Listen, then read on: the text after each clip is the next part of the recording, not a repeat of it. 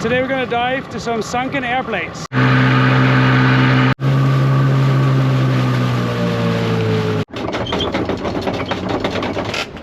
Seems like we're stuck on the rock. Try it again. There we go. Alright, bring us out. We're going from here, Virgin Gorda, to an island called Great Dog. And there's a dive which is called Shark Plano Dive. It's a beautiful day in the Caribbean.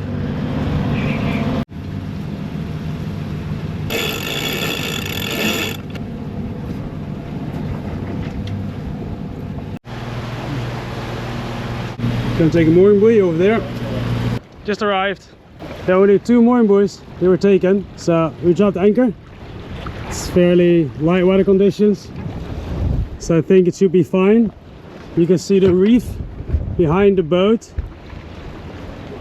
over there, still like 150 feet away, I think. Oh, here you can see it. That should be fine. I have a big anchor.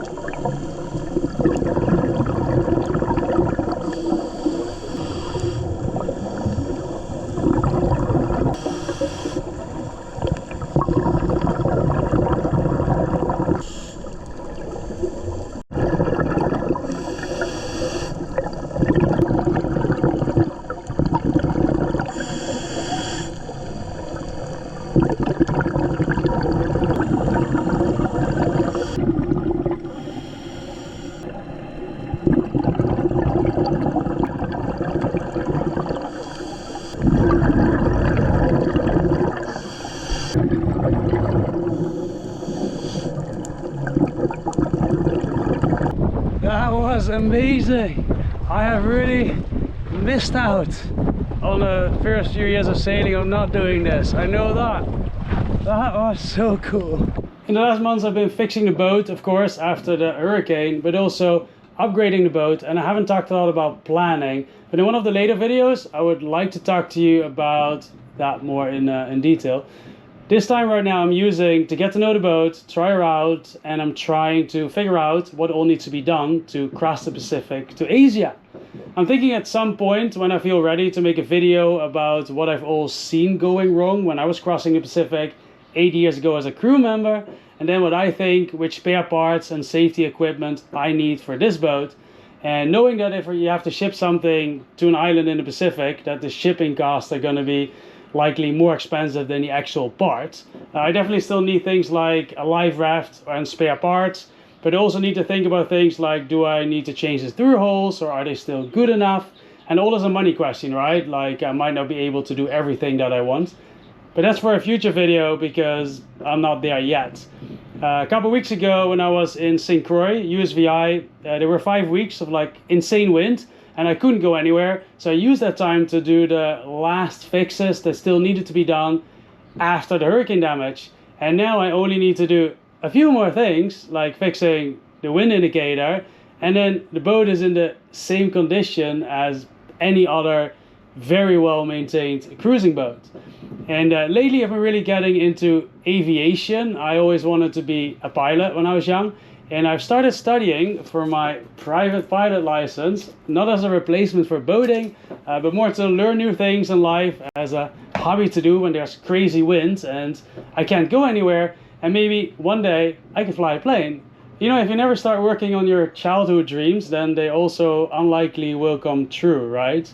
And today's video is actually sponsored. I haven't been promoting many non-boating products lately, but when Novium contacted me about their Hoverpan Interstellar Edition, I actually thought I would have actually liked to get this as a present. I would have actually enjoyed that, and especially making notes for when I find time to study. I think it's pretty cool. The Interstellar Edition is made out of aircraft grade aluminum. I thought that was cool, and it rotates around its axis, and it comes in a pretty gift box. There is also the Hoverpan Future Edition, which is a fountain pen, but this one you can change into a rollerball pen. I'm actually not entirely sure which one I like most. I might like the design of the Future Edition even more than the Interstellar, but I am personally going to use the Interstellar Edition because it helps me to keep the dream of flying one day alive. If you like it, or if you think it's a cool present, go check them out. And maybe one day I can talk about the differences and similarities of, for an example, how sailboats use the wind over their sails versus how planes use that wind over their wings. Use code HOOP to get 10% off all Hoverpans. Free international shipping for most countries, including North America, Europe, UK, Australia, and more. Links in the description below. On the way back, clothes are drying. Got ourselves a beer. I say we're living the life. Cheers. Cheers. Good night. Since I own a new boat, I've been really trying to get my cooking skills up. It might be horrible, but I did my best. Here you go. Yeah, it's food. We then continue from Virgin Gorda over here, called Lee Bay, and that is where they dive to the RMS Marquesas, the most famous dive in the BVI.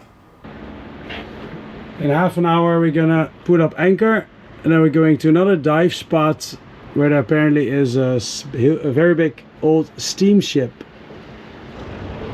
Just raise the mainsail. Let's put up anchor.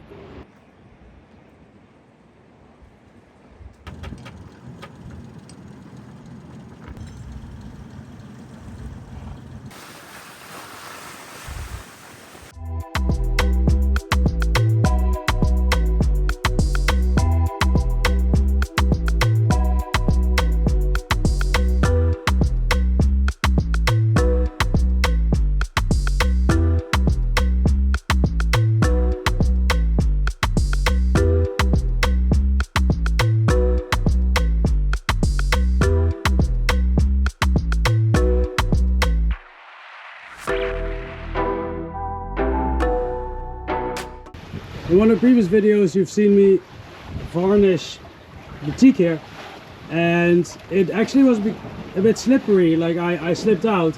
So now I put another layer over it with non-skid particles, and this seems to work a lot better.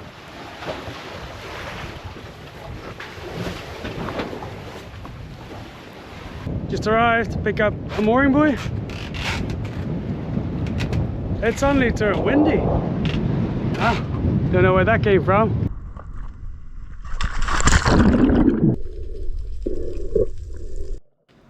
Today we're diving to an old steamship.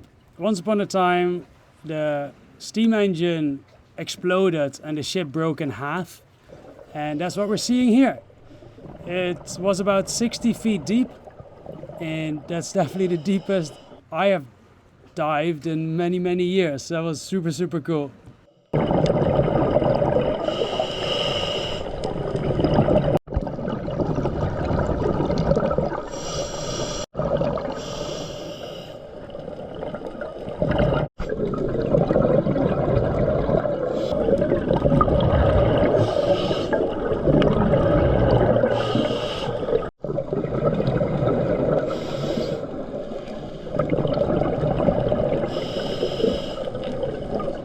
Having a real man's lunch. Doesn't look nice, but tastes good. That was cool. Yeah, I was glad it worked out. I have to say, this dive was recommended as, wow, you have to see this.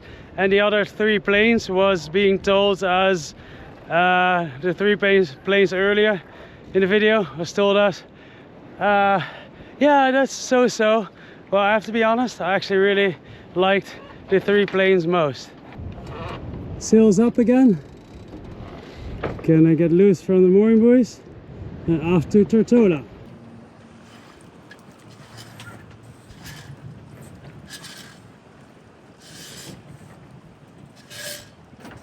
He took his sails down again because the boat was going forward, and there's a big piece of expensive plastic in front of him. Pulled the jib out to make the turn. Backwinded now. There we go. That's better.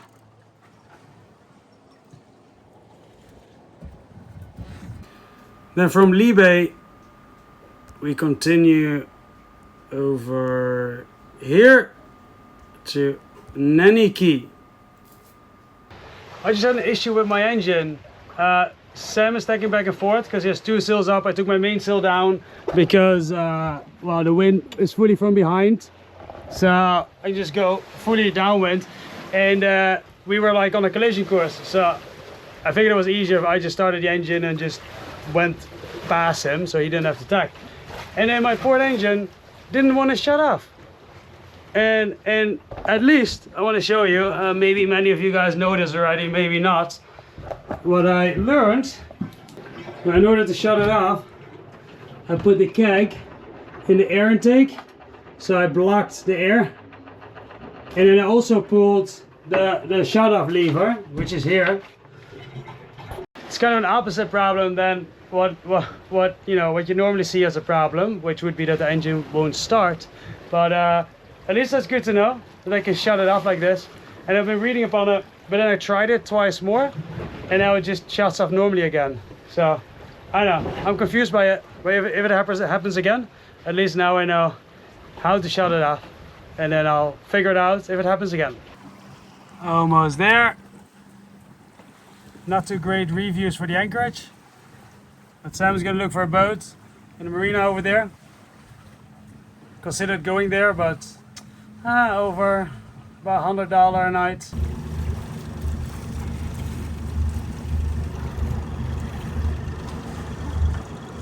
There were 2 reviews of this place, and one of the 2 was somebody got their anchor stuck in a sunken boat. So hope that's not me. 15 feet deep. I got like, I don't know, like 120 foot out. A bit unnecessary, but you know, since I'm gonna leave the boat immediately, better safe than sorry. Set the anchor, both engines reverse to 2000 RPM.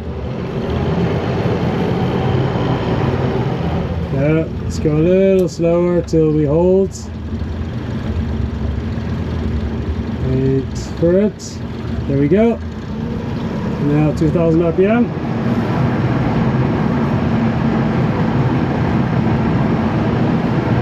And we are set. Are you gonna turn off normally again? Yes? Thank you.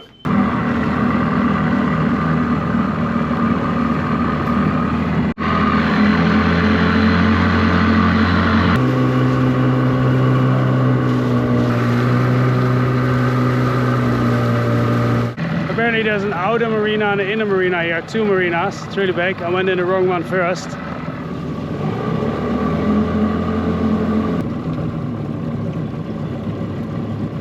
I'm not meeting the broker until 3, so my outboard is like really getting to the end of its life, and every time I'm really hoping they'll also get there. So I'm gonna see if they sell outboards here. We talked about that, about buying a used engine versus a new engine, like last time.